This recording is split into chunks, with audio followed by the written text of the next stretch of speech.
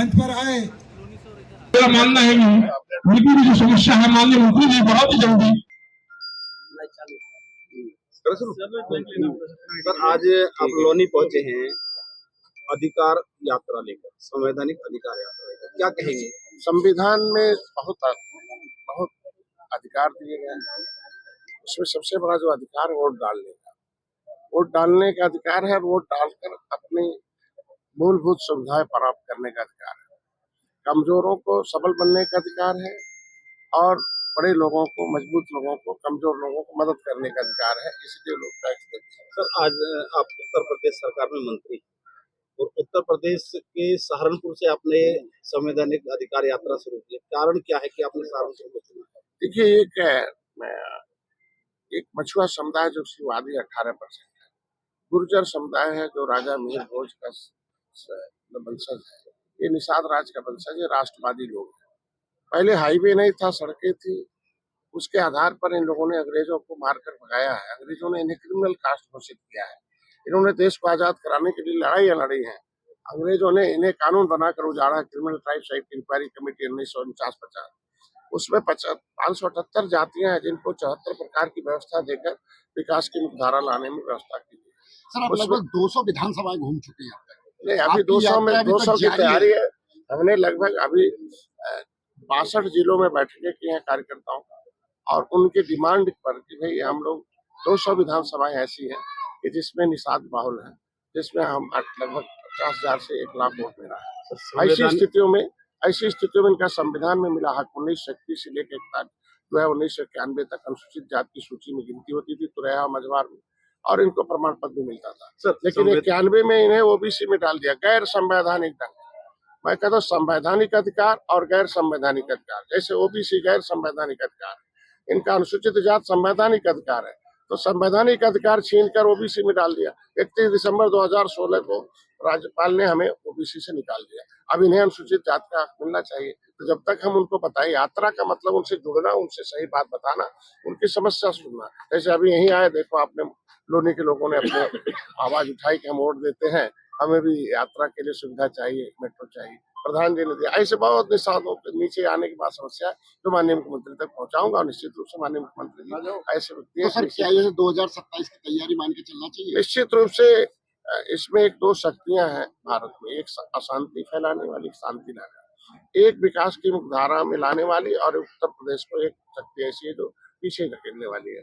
तो पीछे धकेलने वाली जो शक्ति है उन्हें हटाना है और विकास की मुख्यधारा में लाने वाली जो पार्टी है उसके साथ रहकर। सर 2027 में क्या आपकी पार्टी भी चुनाव यहाँ से लड़ेगी? निश्चित रूप से लोनी जैसे विधानसभा में हमारा अधिक मिला 60-70 हजार के आसपास कश्यप रहते हैं, और कश्यप रहते हैं गुर्जर।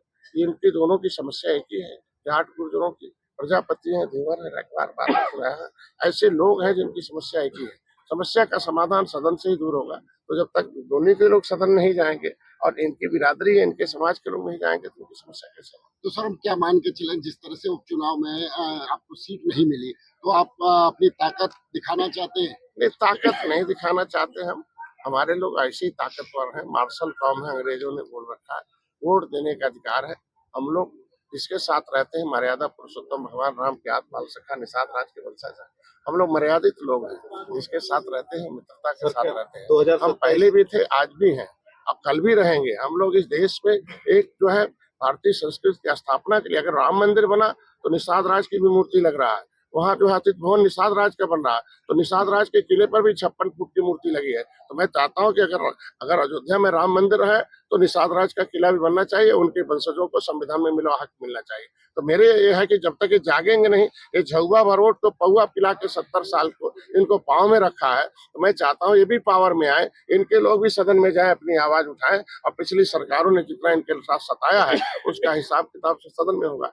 मैं 200 सीटें अगर निषाद बाहुल है, अगर हम भारतीय जनता पार्टी को जीत देंगे तभी हमें वो सीट देगी, हम जीत देंगे तभी इनकी समस्याओं का समाधान होगा। अगर 10% आरक्षण पर कास्ट का मिल गया, अगर मोदी जी ने दिया है, अगर महिलाओं को 33% आरक्षण दिया है, तो इनका तो लिखा हुआ संविधान में मझवार तुरैया है, इनकी गिनती करा दे मझवार और तुरैया में, इनको गिनती करा दें। ओबीसी का निकला हुआ उत्तर प्रदेश में 9% ओबीसी से काटकर एससी में डाल दें, इनके समस्याओं का समाधान सर, होगा। आप अभी सरकार में हैं, विधानसभा में बैठते हैं, तो यहाँ आवाज उठाने के बजाय आपको वहाँ आवाज उठानी चाहिए। इसके वहाँ पर आवाज मैं उठानी डॉक्टर हूँ, वकील हूँ, तो जनता जज है ना, लोकतंत्र में जनता जज है। The real God is vote in the आप डेमोक्रेसी। जनता की अदालत में आए हैं। जनता जज है, वो फैसला लेती, वोट देती है। तो सर, आप वो है। जनता की अदालत में जाकर उनको बताएं तो कम से कम तुम्हारा छीनने वाला कौन है उन्हें भगाओ, और जो देने वाला उसे ले आओ। अब हमारी सरकार इनके लिए पहल कर रही है तो इनको बताना पड़ेगा ना।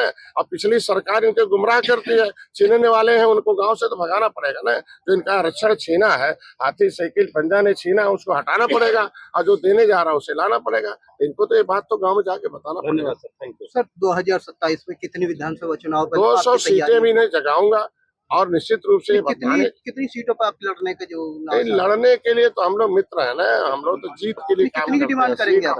हम कहते हैं कि 200 सीटें हमारे मात्रा बहुल है, जब वो जाग जाएगा अपने आप सीट मांगने नहीं पड़ेगा, अपने आप सीट मिलेगी और जीत मिलेगी। जी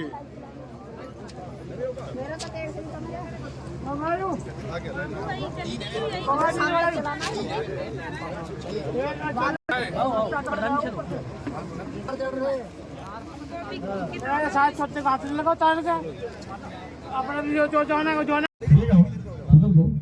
और इनके साथ आए हैं जो सभी लोग आए प्रधान जी के साथ, और उसके बाद जो है स्वागत की जो कार्रवाई है वो समाप्त की जाएगी, और उसके बाद विधिक रूप से